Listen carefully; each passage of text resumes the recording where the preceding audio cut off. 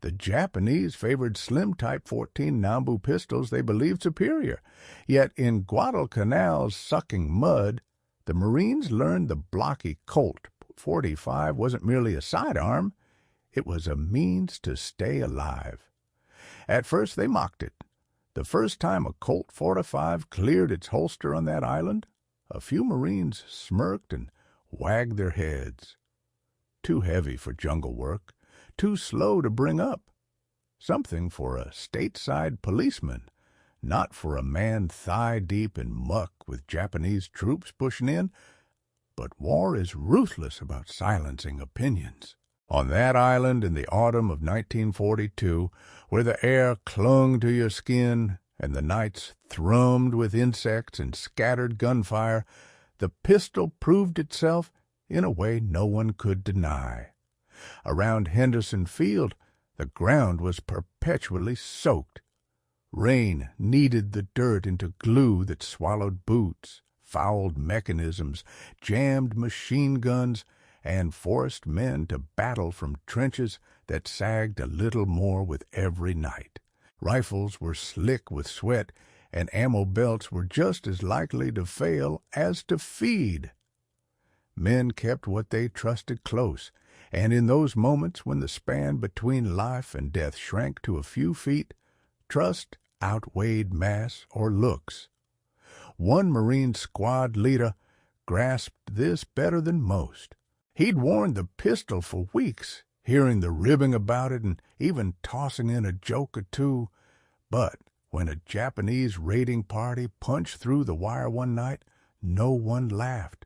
Grenades sizzled in the mire, machine guns spat until their barrels glowed, then the fight collapsed into a scramble. He dropped flat. Mud sprang his face as a Browning seized beside him. In that chaos, he drew the Colt. It felt heavy, but in that instant, heavy meant solid, dependable. A figure in a slick rain cape lunged into the trench. He didn't think. He fired. The .45 slug hit like a sledge, and the man folded. Another shape came, then another. 2 more shots, and the line held just long enough for someone to clear a jammed belt. The pistol had done exactly what it was built to do: stop a driven attacker at once. Marines kept talking about that night. They remembered the pistol's flash, the short, firm recoil, the way it carved through fear. They remembered how close it had been, how the fight shrank to the length of a body. In those moments, the rifle slung across your back might as well have been a stick. What mattered was the weapon in your hand that answered every squeeze of the trigger. The jungle had its own rules. Distances collapsed, patrols blundered into each other in the dark, and firefights devolved into fist-range brawls. A rifle wasn't always in play, and grenades didn't always land where you meant them to. That's when the .45 mattered most. Marines began to see it differently, not as ballast or a relic, but as the last breath between life and silence. The Japanese didn't view it that way at first. To them, the American pistol looked oversized, even clumsy. They carried the Type 14 Nambu, lighter, easier to handle, but its 8mm load lacked decisive punch. Against a determined Marine, it too often failed to finish the fight. At arm's length, differences weren't academic. They chose who held a trench and who fell into it. Henderson Field lived under constant threat. Japanese troops felt along the perimeter at night, testing for a break. They came hard, yelling, tossing grenades, counting on shock to carry them through. Often it almost did. But when rifles choked, when barrels overheated, when an enemy was too close to shoulder a long gun, the Colt .45 settled it. As one veteran said later, you didn't think about that pistol until it was in your hand. And when it was, you thanked God it was there. That was the tale Marines carried forward. The pistol wasn't a punchline. It was part of survival, as real as mud, hunger, and fear. The Colt MY-1011A1 wasn't just a sidearm. It was a promise that when the worst closed in, when an enemy hit your trench or piled on top of you, you still had options. It lent men confidence. And sometimes that confidence was the margin that kept the wire intact one more night. On Guadalcanal, where every night felt like the last, that edge mattered. Respect came not from theory or training, but from blood-wet, close-in fighting. And the weapons story didn't end in one trench or one night. It started there. What followed changed how every man on that island thought about handguns. Long before Guadalcanal, the M1911 had its own history. The U.S. Army had adopted it decades earlier after painful lessons from the Philippine-American War. Lighter revolvers and small calibers didn't stop determined foes. Men kept coming after multiple hits. The Army wanted something else, something that could drop an attacker with a single round. John Browning met that demand with a pistol that launched a stout .45 slug, noticeable recoil, serious stopping power. By World War II's outbreak, the Colt had 3 decades behind it. Millions existed, worn by soldiers, Marines, and officers across the services. It was reliable, brick-strong, and easy to keep running. But to many young Marines hitting Pacific beaches in 1942, pistols were afterthoughts, not primary arms. The M1 Garand, the Thompson, the Bar, those were the war's tools. The pistol was backup, almost symbolic, hence the jokes. Already burdened with 70 pounds of gear, men didn't want another 3 pounds of iron on the hip. They figured they'd never need it. The jungle rewrote that view. In waterlogged trenches, where rifles jammed and sightlines shrank to a few feet, the pistol stopped being backup. It was survival.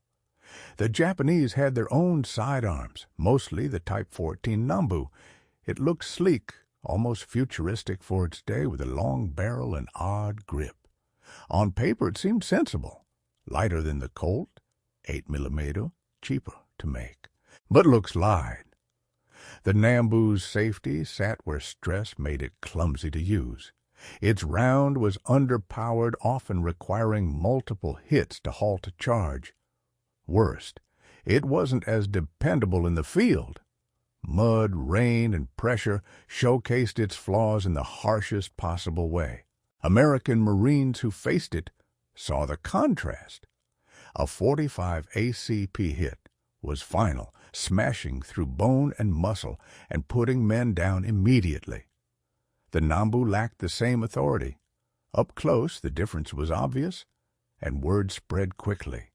You could tease the Colt's heft, but no one doubted what it did when the fight closed to inches. Beyond power, the Colt's other advantage was simplicity. It stripped easily, cleaned quickly, and withstood Pacific abuse. Mud-soaked troops had no room for finicky kit. They needed something that fired when the trigger moved, dirty or not. The Colt inspired that trust. One Marine told of a patrol near the Guadalcanal. His rifle slipped into a swamp during a skirmish and came up choked with mud. The enemy's Nambu sputtered out. The spring seized after a single shot. The Marine's Colt did not. He wiped the muck, racked the slide, and squeezed. That instant stayed with him not for drama, but for its clarity. His sidearm simply did its job. The other one didn't. Weapons, like reputations, are built on trust. In war, trust is everything. Night after night on Guadalcanal, the Colt earned that trust while the Nambus bled away. Both sides felt the consequences, yet fame alone never makes a legend. The Colt's place in history was forged in those breath-distance collisions when rifles choked and grenades fizzled, were the pistol-decided outcomes.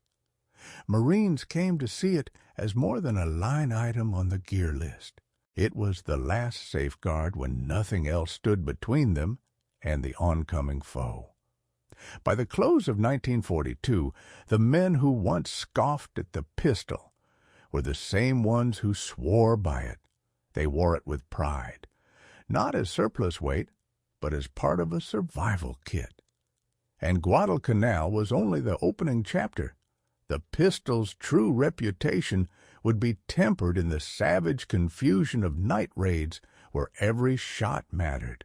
The first time the Japanese pressed the perimeter after dark, the air already thrummed with tension. Marines around Henderson Field had spent weeks cutting foxholes into tacky earth, threading barbed wire, and praying the line would hold. Everyone knew daylight wasn't when the blow would fall. Night was their hour, confusion their ally, and panic could outrun bullets. That evening, the jungle sounded louder than usual. Crickets, frogs, and a low insect hum filled the space. Men crouched deep in their holes, rifles ready, cigarettes cupped to hide the spark. The moon snagged and slipped behind clouds, glazing the trees in silver before going black again. Then, faint brush rattle, a murmur in an unfamiliar tongue, and the knife-edged cry that meant charge. They hit hard. Dozens burst from the dark, yelling and firing, grenades arcing over the wire. The Marines answered, rifles cracking, machine guns throwing sheets of fire. But in chaos, nothing works perfectly. A Browning seized, its gunner cursed and tore at the feed. A grenade fell short, kicking up mud and smoke and little else, and in one slice of the line the enemy slipped through. A squad leader met the reality no one joked about anymore. His rifle was slung, too long to bring to bear in time. The man in front of him already straddled the trench, bayonet fixed. Instinct took the reins. His hand snapped to his hip, and in a heartbeat the Colt filled his grip. The first shot boomed, deafening in the narrow trench. The .45 hit dead center, and the attacker dropped as if yanked by wires. Another figure pushed through smoke, and another. Fire! The pistol barked again and again, each recoil sharp but manageable. Two more bodies slid down the slick mud wall. Those handful of seconds, no longer than a single full breath, kept the position from tearing open. The men nearby witnessed it. One Marine, still clawing at his jammed rifle, muttered through his teeth, "Thank God for that hog leg." Others nodded, tight-lipped. No one cared about the Colt's heft now. No one mocked its age. Only one fact mattered. It fired when it had to. Across the perimeter, the attack lost steam, momentum broken by gun lines and Marines who refused to give ground. Many attackers died snarled in wire, others met bayonets and pistols at the trench lip. The battle splintered into brutal, breath-close clashes. One Marine later called it surreal. You could smell mud, cordite, sweat. There was no thinking, only doing. The pistol, no longer backup, was the only thing you had time to use. When the firing faded, the ground was carpeted with brass, busted helmets and bodies. The air reeked of burned powder and wet earth. Some Marines sat wordless, hands shaking as they tried to coax a flame from damp matches. Others spoke in clipped bursts, replaying seconds to keep from buckling. That night, the Colt .45 proved itself neither on a range nor in a manual, but in the harshest exam possible, face-to-face fighting where hesitation kills. The survivors knew they owed lives to that sidearm, and the story raced along the line. The Japanese noticed, too. Those who lived through it reported the shocking punch of the American pistol, how it felled men instantly in the crush of combat. It was demoralizing. They had faith in their Anambus, but against the heavy .45, those pistols felt like toys. The imbalance was obvious and cruel. At first light, Henderson Field was still American. The line held at a steep price. Marines slumped in their holes, mud-caked, hollow-eyed, but alive. For many, the weight on the hip no longer felt like extra. It felt like a lifeline. Yet a weapon's measure isn't one engagement. It's the sum of the voices of those who carried it, trusted it, and spoke about it in the days after. When the guns quieted and the jungle slid back into its uneasy drone, the foxholes filled with thoughts and words, talk, half-whispers, gallows humor, muttered prayers, worked like armor against fear. And the pistol, once dismissed as dead weight, became a motif in those hushed exchanges. Private First Class Raymond O'Donnell, 19, fresh out of Iowa, still a farm boy at the edges, had been loudest among the mockers. Hell, he'd said while cleaning his Garand, a shovel would drop a man faster. After that raid, his tune flipped. Sitting in a mud pit, helmet pushed back, he told the man beside him, "That hog saved us." I watched him drop too, quick as a blink. That ain't no shovel. Nearby, Corporal James Holloway, a machine gunner, cradled a bandaged hand. His Browning had jammed at the worst possible instant, nearly killing him. "If not for that pistol," he said, shaking his head, "I wouldn't be here to complain." He ran a thumb along the Colt's frame like it was more comrade than steel. These weren't polished lines for a history text. They were raw words, spoken while the tang of powder still hung and the ground was churned with blood. They weren't debating tactics or grand strategy. They were talking survival, and that night, survival had a name: the Colt 45. In those holes, trust took root. Men began trading stories, some straight, some stretched, about what the pistol could do.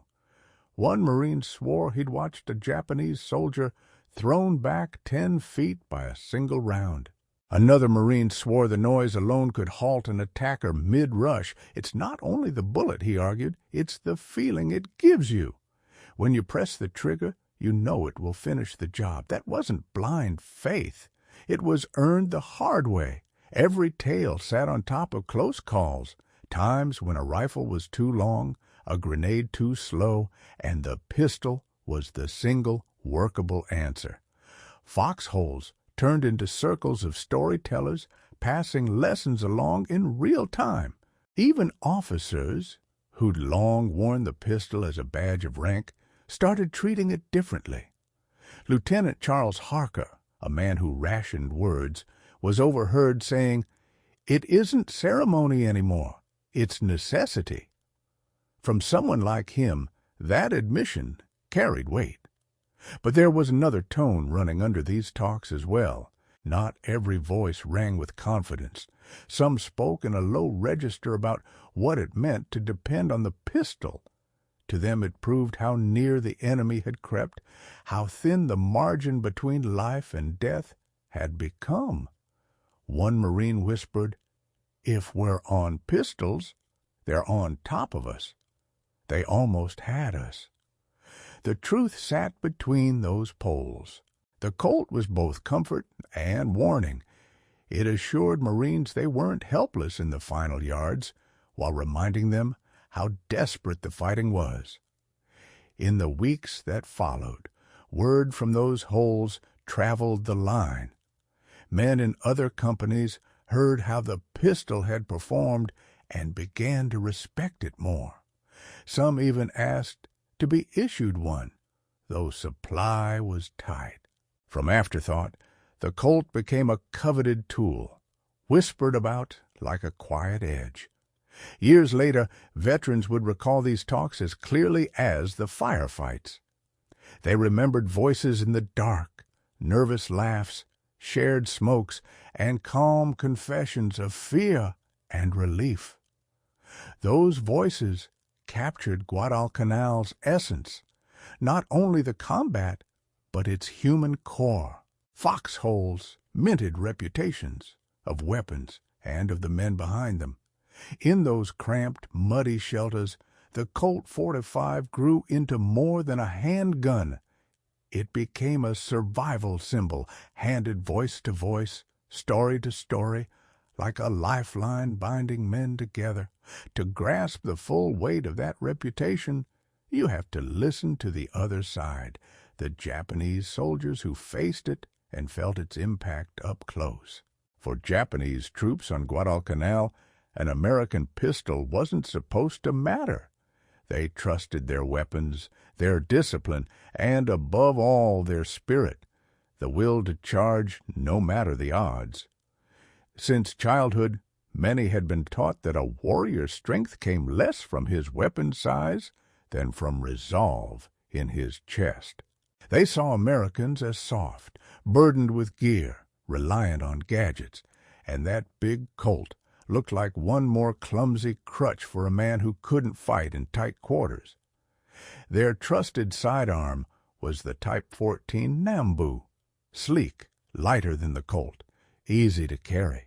On a parade ground in Japan it looked sharp, almost modern. Officers wore it as a mark of authority. Enlisted men spoke of it with respect. But dragged through Guadalcanal's rain and mud, its flaws stood out. The 8mm round lacked punch, often failing to stop a charge without multiple hits. The safety was awkward under stress. Worst of all, in the chaos of night fights, the Nambu had a habit of misfiring or jamming. Captured soldiers left accounts of their frustration. One wrote in a diary found after a skirmish, "It is light and easy, but when the moment is fast, it betrays me." Others described the shock of Americans still pressing forward after being hit. It felt like the enemy was bulletproof.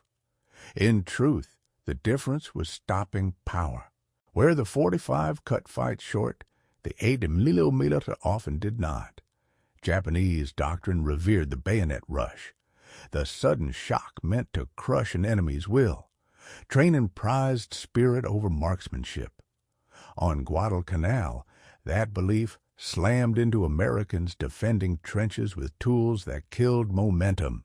At contact range with a 45, courage alone wasn't enough. Picture a raiding party slipping through wire on a humid night, trained, rehearsed, shouting as they ran. They expected confusion and retreat.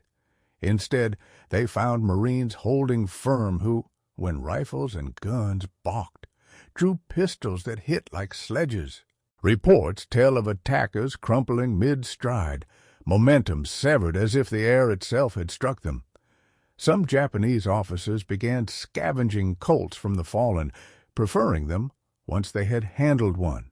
The irony wasn't lost on Marines who occasionally found captured Colts on enemy officers. That told its own story. Respect earned the hardest way.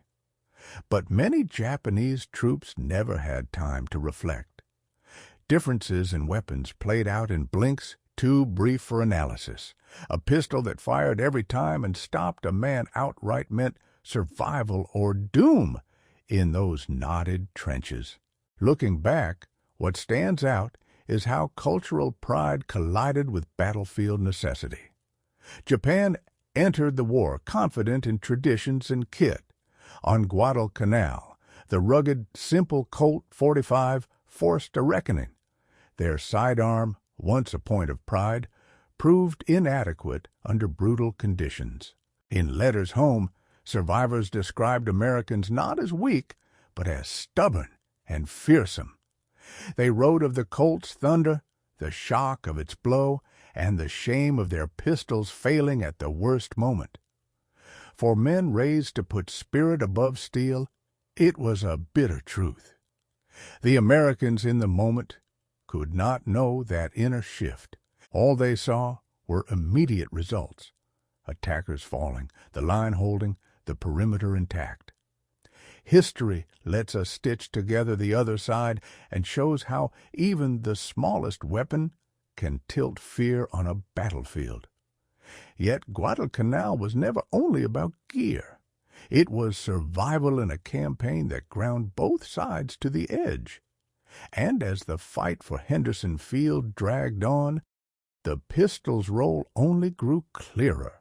By the end of October 1942, Guadalcanal was no longer just jungle and coral. It had become the hinge of the Pacific Campaign, a place where both sides poured men and material in a high-stakes wager. For the Americans, holding Henderson Field meant owning the sky. For the Japanese, retaking it was the only way to keep their advance alive. Night after night, the ring around that soggy airstrip was probed and punished, and every night the defenders learned survival depended on more than rifles and heavy guns. Nothing about the fighting was tidy. The ground itself broke the rules. Cloudbursts turned foxholes into soup. Malaria hunted the lines like an invisible sniper. Rations went stale, and some days water was scarcer than ammunition. Marines joked grimly about the Cactus Air Force that flew from Henderson, but they knew it was their lifeline. Lose the field, lose the plains, and they were marooned in seas patrolled by Japanese ships. On the ground, though, small things kept the perimeter stitched together. A Browning chewing a rush to pieces, a grenade lobbed at the perfect heartbeat, and sometimes a pistol in a Marine's fist when nothing else was left. These weren't sweeping maneuvers. They were midnight decisions under fire, desperate acts measured in seconds. In one of the fiercest pushes near the Lunga, Japanese troops launched a coordinated drive to split the line. Artillery softened the works, and under darkness, wave after wave rolled in. At one machine gun position, the barrels glowed. Canteen water hissed on the steel. Then the gun locked up. The crew clawed at it, but enemy shapes were already in the wire. What followed echoed through the company for weeks. The gunner dropped the Browning and yanked his Colt, firing at arm's length into the bodies, forcing the gap. His assistant followed suit. With nothing but handguns, they bought the heartbeats needed for reinforcements to arrive. The line held. Barely. Witnesses later swore those Colts flipped a certain route into a sliver of survival. Stories like that weren't rare. Across the front, sidearms stepped in whenever primaries failed. More than once, the 45 was the thin wedge preventing a breach from becoming a collapse. Each time, the Colt gained respect, not by speeches or memos, but by proof written in mud and blood. For the Japanese, these moments magnified their own gear's shortcomings. The proud Type 14 Nambu showed its cracks when conditions were worst. Some men got a single shot before a jam. Others fired and watched the American keep coming. At clinch range, hesitation killed, and the Nambu hesitated too often. The Colt didn't. Meanwhile, the big tide turned slowly. More American food, ammo, and nerve arrived. Japanese logistics stretched and buckled under air attack, yet their assaults stayed vicious, night blows testing every yard of wire. Still, outcomes shifted. Henderson remained American, and with each failed attack, Japan's grip slipped a little more. For the men in the holes, though, grand arcs meant nothing.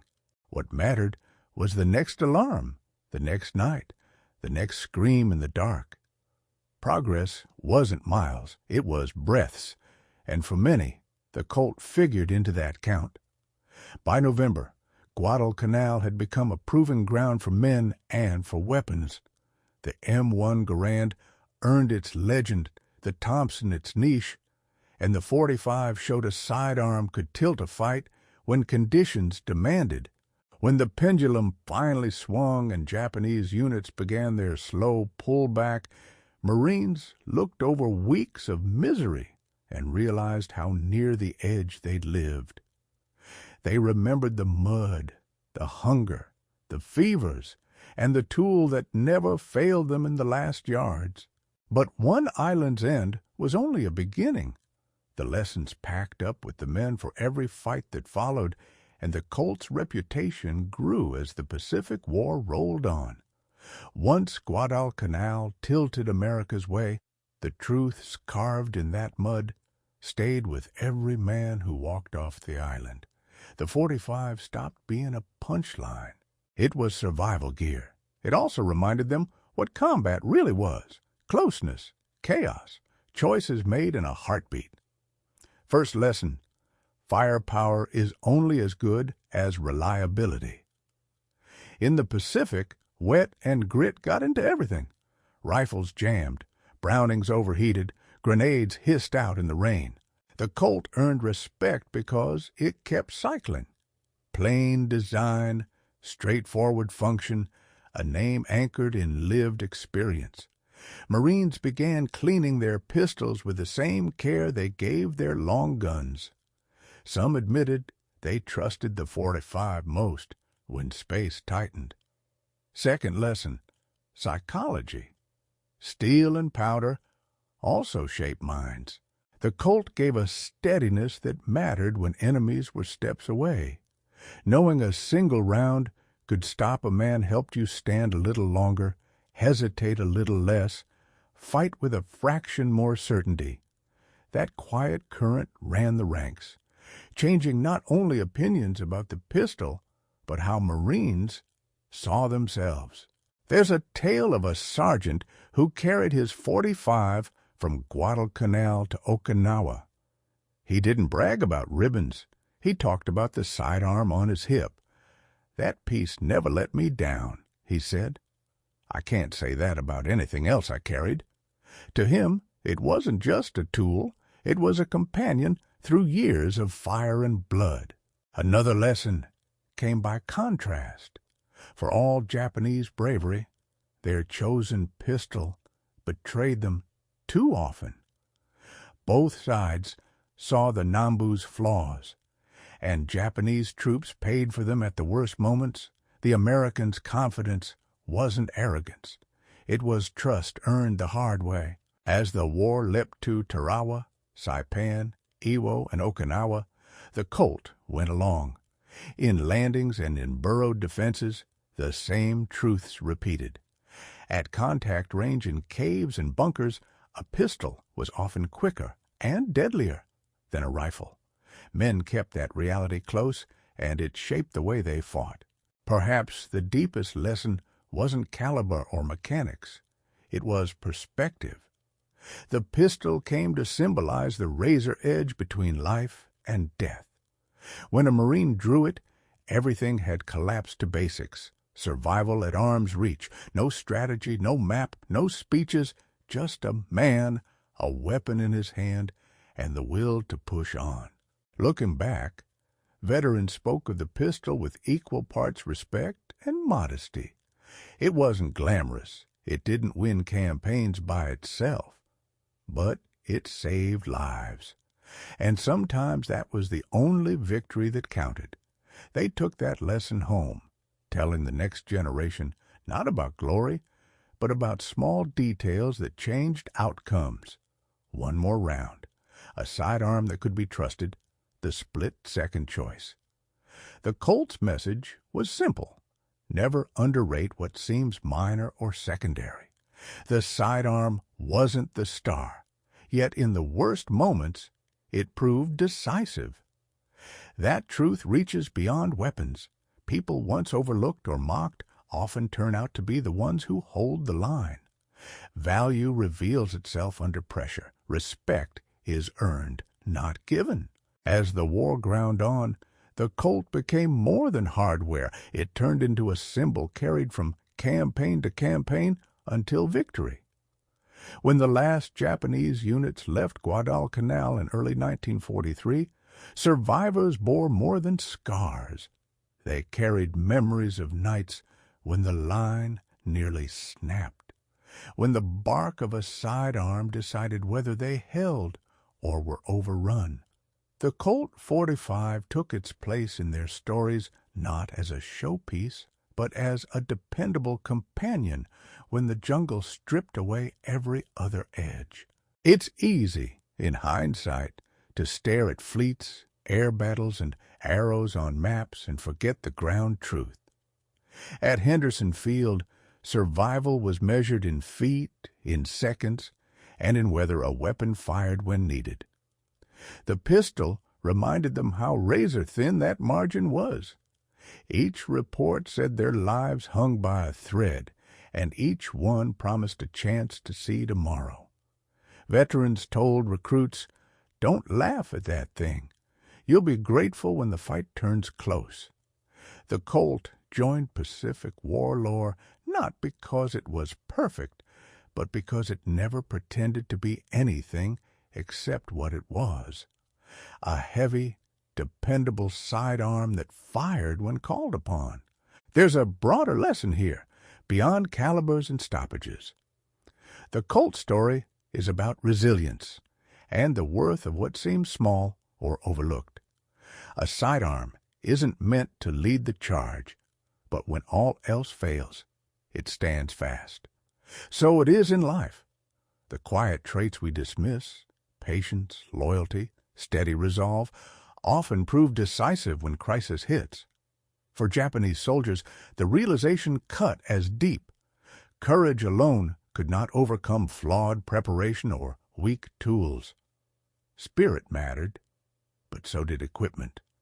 Guadalcanal marked a turning point on land, giving the Allies momentum. For the Marines who endured it, the turning point was personal. They discovered what they could trust, and they never looked at the Colt the same way again. When the war ended, many brought pistols home, tucked in closets or handed to sons, not trophies, but reminders. Holding that weight brought back nights when the perimeter frayed, the world shrank to a foxhole, and one trigger pull meant everything. The moral carries beyond the battlefield. Don't discount the things you think you don't need. The overlooked tool, the quiet voice, the underestimated person may be what carries you through the hardest fight. That is why the Colt 45 on Guadalcanal still matters. It isn't only about a gun, it's about respect for preparation, for resilience, and for the unexpected force of what others dismiss. In the end, those values keep lines from breaking, on a front line or in everyday life.